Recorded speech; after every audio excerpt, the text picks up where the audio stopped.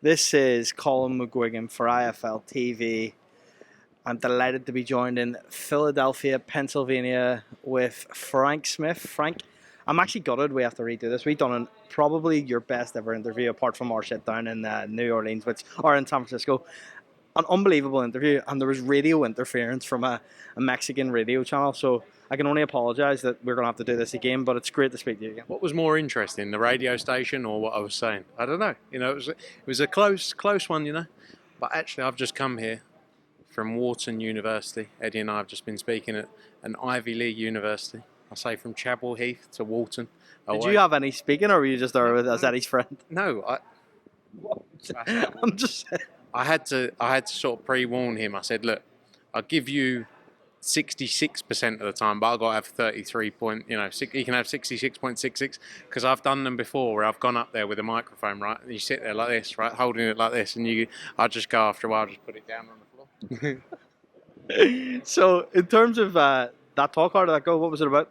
It was good. It was interesting. It was about media in sport. These universities, obviously Wharton and Penn and Ivy League, one of the Ivy League universities, and quite interesting to see, future talent, I'm sure, and talking about media rights, talking about the sport of boxing as a whole, other sports as well. So yeah, it was good. I think they enjoyed our bit of banter, me ripping into him, because I can imagine quite a lot of the talks there are very straight, and ours was a bit more of a a lot of detail, but we like to add a bit of a laugh in there. So we'll get to our conversation from yesterday. I'll not go into maybe as much depth, but we'll have a quick chat about, first of all, big news this week. DAZN have linked up with Queensberry. Delighted to welcome them to the DAZN family. Yeah, look, 100%. It's great for the sport of boxing, with promoters joining now. It's great for the subscribers, getting more value, getting more fight nights. It's unbelievable. And, look, we took a big jump years ago now and joining DAZN in terms of they weren't in the position they are now. They're now the home of boxing globally, But we took that jump, and it's great to see these positive things happening. And I think you're only going to continue to see great nights of boxing. I think 180 odd shows a year at the minute on the DAZN platform, and I'm sure there's going to be more as things continue to grow and build. So yeah, great times. Obviously, the relationship has got better over the years, as we all know, and it's about making great fights. And we saw that with, as I said in our interview yesterday, Liam Davis, Shabazz Massoud, a perfect example of forgetting promotional rivalries, forgetting broadcasters, obviously they were on TNT at the time, about making great fights that people want to see. That was an example of it. It was a great fight. It delivered. And now it's going to be even easier to do so. I just want your opinion on something that Eddie said. He talked in his Instagram story about co-promoting together with Queensberry. How does that look in your mind? Well, I think that's something that's naturally going to happen. How it looks, how it works out is something that's going to play out over time. The deal's very fresh. Obviously, they launch on April 1st. So we'll start talking about how we move forward and how we make things happen. But that'll be easy now. Now we're on the same platform. A lot of working, with old rivals, a lot of working with people in the sport that you once had animosities with, that you maybe had disagreements with. Ben Shalom, someone who you've had disagreements with over the years, you've openly said that you're open to working for him. You think there's space for him at DAZN with him? No, look, I think when you say about animosity, like the history of us with Frank Warren, it wasn't real animosity when you don't really actually know each other. It was created by this, back and forth, and he said this, you said this, they said, and it goes on and on and on. It builds over time, and it becomes a hatred when you don't actually. A hatred might be the wrong word, but a dislike when you don't actually really know each other. And I think now we've got to know each other. We see it's just about doing good business and making good things happen, and he's good company to spend time with. When you talk about Ben, I've made my feelings very clear over the years. I don't have a good relationship with him. It doesn't mean I can't work with people I don't have a good relationship with. There's lots of people I don't have the greatest relationship with. I think more with Ben, I don't agree or align with his views or the way he operates and the way he does things. It's just my opinion. Doesn't make it right. That's my opinion. And when I say that with a lot of information in the background of things that have happened. And, doesn't mean that things can't happen. But it just doesn't mean I'm going out my way to ring Ben Shalom, spend my weekends with him, have a beer with him, because I don't like the person he is. Is me being honest. Just on that honesty, yesterday in our interview that hasn't went out, you said something that was quite poignant to me, because you said Ben Shalom's getting sacked from Sky. I don't want anything to do with Ben Shalom on a personal level, but I'll work with him. Do you believe that, maybe he will come onto the DAZN platform and work with you together? I can't, whether I said getting sacked, that's my opinion. I don't think he will get an extension of his deal with Sky. I don't think he's delivered anything in the last 4 years that makes Sky go, I'm going to carry on with these people. I think I don't represent DAZN. I don't represent Boxer. So I can't speak on either of their behalfs. If you're asking me if I was a television executive or whatever you want to call it, and I'm sitting there going, right, I'll spend some money. Do I go and hire someone who's completely flopped for the last 4 years and invest my money into them, and they couldn't deliver on the self-proclaimed biggest platform in the sport? He calls it that. So if you can't get it right on there, well, you're fucked everywhere else, aren't you? Now, that's not me saying, by the way, the Sky's huge, son. It's not me being sarcastic in that way about it. What I'm saying is, he's made this big thing about it's the place to be, it's the biggest place out there, you can't get any bigger than this, and he's still managed to fuck it up. So if I'm an executive at another platform or another broadcaster, am I going, whoa, got to get that geezer, now his contract's up? Why are they not renewing? If they don't renew with him, why are they not renewing? Because he's useless.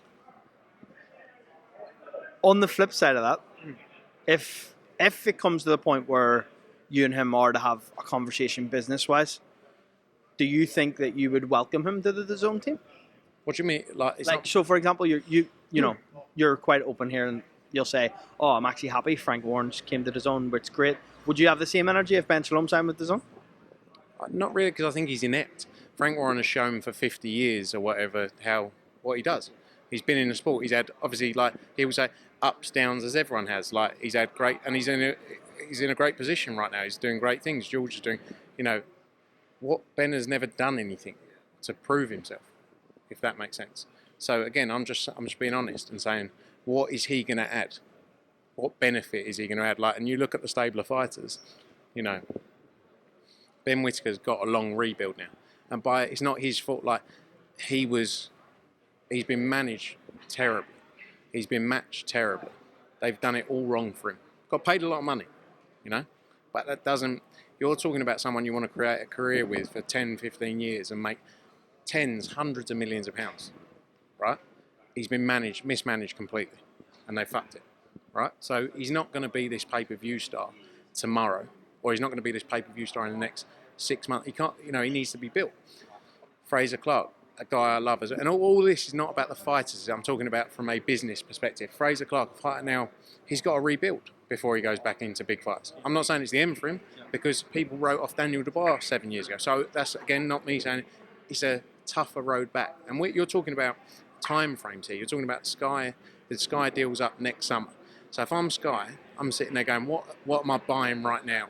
We need pay-per-view site. We need this. What am I buying? Adam Azim, brilliant fighter. Best performance I think we've seen of him. Terrible viewing figures. No one's watching. He's not a superstar. Not his fault. He needs to be built still.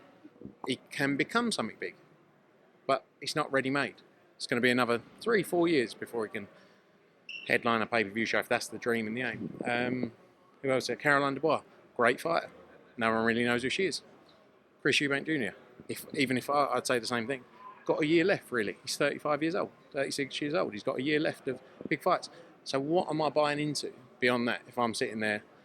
And right now we've got 9 months. What am I buying? You mentioned Chris Eubank.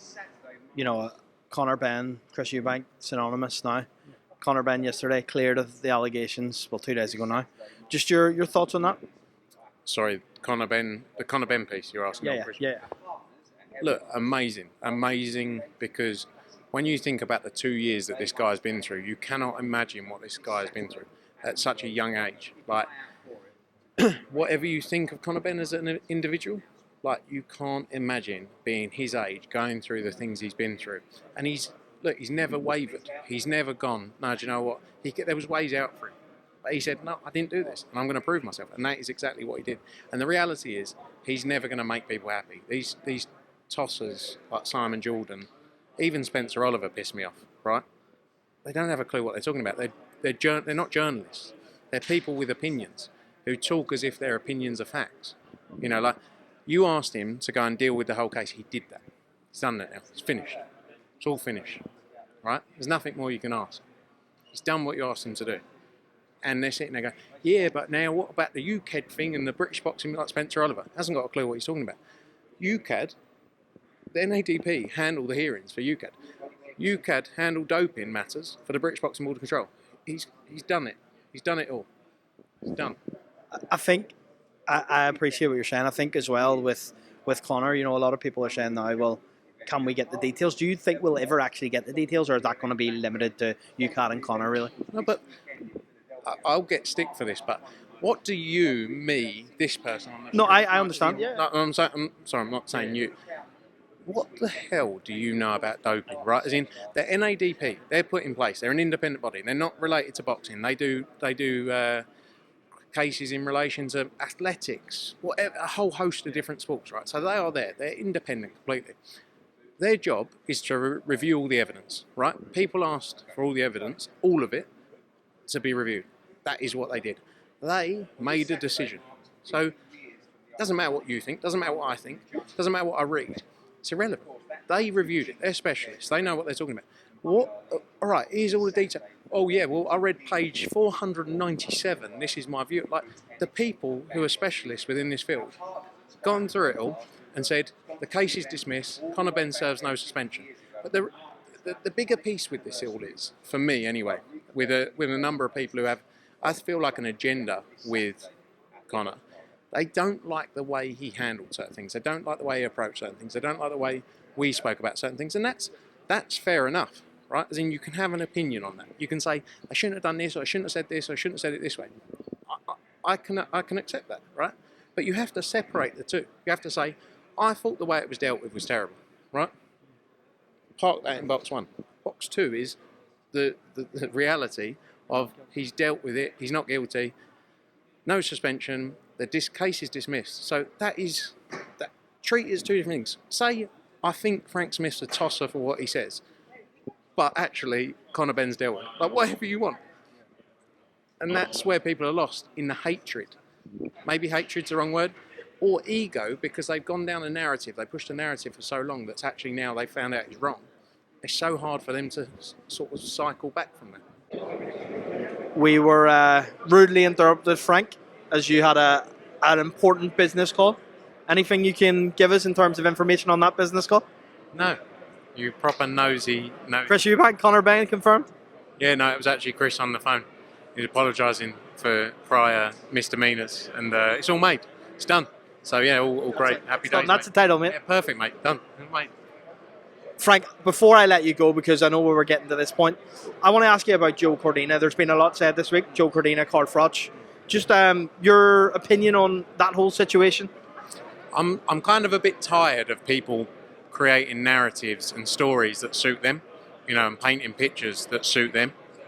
Like, I've had a great relationship with Joe Cordina for many years, right? Like, we've worked together, we've done amazing things together. You know, he's had some great nights. I think we've worked very hard for him. I think he's delivered in the ring, obviously. But when I see things like I saw the other night, look, I bumped into him at the Shabazz Liam Davis show, and he said, what's going on? When am I fighting? I said, well, you don't talk to us anymore, or you don't talk to me anymore.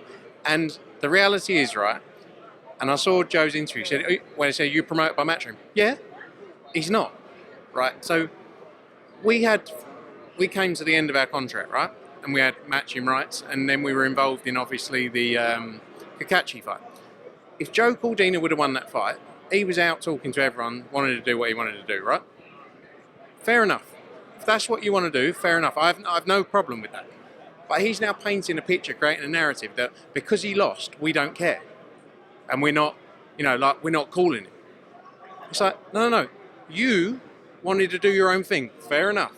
But you go down the route, you haven't got a contract with us for fights. So we haven't got to call you and say, hello mate, just to let you know, how you doing? Like, and if a fight comes up, great. But he has no obligation to us, you know, apart from, you know, there's been matching rights, etc. But we delivered his last fight. I think, you know, we had a fight in Monaco. And then there was a situation around the Kakachi fight, all got sorted. But if Joe would have won that fight, he would have been out talking to everyone. right? That's just the reality of it. And again, no problem. That's his choice. I feel like we've done a great job. I feel like it would have been great to work with him throughout his whole career, but I get it. You know, he says about the Shakur Stevenson thing. He's obviously managed by Spencer Brown now. Spencer would have told him the situation. But we don't have a promotional contract with him. So I'm sort of a bit sick and tired of people creating this narrative. And, like, I'd say to Joe, what are you doing? Like, you're being an idiot. Like, you're trying to paint a picture of me like I'm some bad person, or Eddie, like, I don't care about fighters when they lose. How many fighters have lost that we've brought back? Like Amo Williams on this show, who fought Hamza Shearers, he lost. Didn't go, oh, you lost, thanks. I've been very open about fighters losing. It doesn't matter. In my opinion, it's about seeing great fights, people being in great fights. But when we've got a contract and the contract ends, like, what? It's fine for you to do your own thing, but what if we go, well, there's no more fights right now, we'll see what's out there. But he didn't want to do a deal with us then. Do you know what I mean? Like, he would have won, would have gone and done his own thing. Fair enough. He's got his right to do that. Can't then sit there and lie, well, match and promote me. We don't. And then you've got idiots like Carl Froch, like, who is so desperate for attention. That is all he cares about, is attention. He's got all the money a man could ever dream of. He had an amazing career, right? As a boxer, amazing. He's so desperate to be relevant that he talks absolute shit about things he doesn't even know about, just to stay relevant. Like, what are you doing? Oh yeah, this is Frank Smith, Eddie Hearn, absolutely. Shut up, you don't know what you're talking about. You're talking utter bollocks.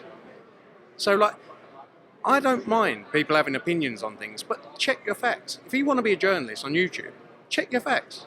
Don't go out there talking all this rubbish when you don't know what you're talking about. If he would have texted us and said, oh, I'm going to talk about this Joe Cordina situation, what's your side? Fair enough. But no, he goes out spouting absolute bollocks because he's dying for attention. Because that's all he cares about, Carl Froch. And it's like, be happy, mate. You did amazing. Do your commentary, do your punditry, but all you care about is views and clicks. Get a life, mate. Honestly. So I'm sick and tired of people lying and creating a narrative. I am very honest. I'm too honest, right, that people don't always like dealing with me sometimes, in the short term. I think in the long term you realise it's so much easier just to be honest and have a conversation. So when I see shit like that, it really pisses me off. And I would say to Joe Cordina, what are you doing? Like, I think you're being an idiot for doing that, because you're painting a picture of us that is not true. So, yeah, I've had enough of lies, so I'm just... Mic drop from Frank Smith. Frank Smith, appreciate your time, mate. Cheers, mate. Thanks.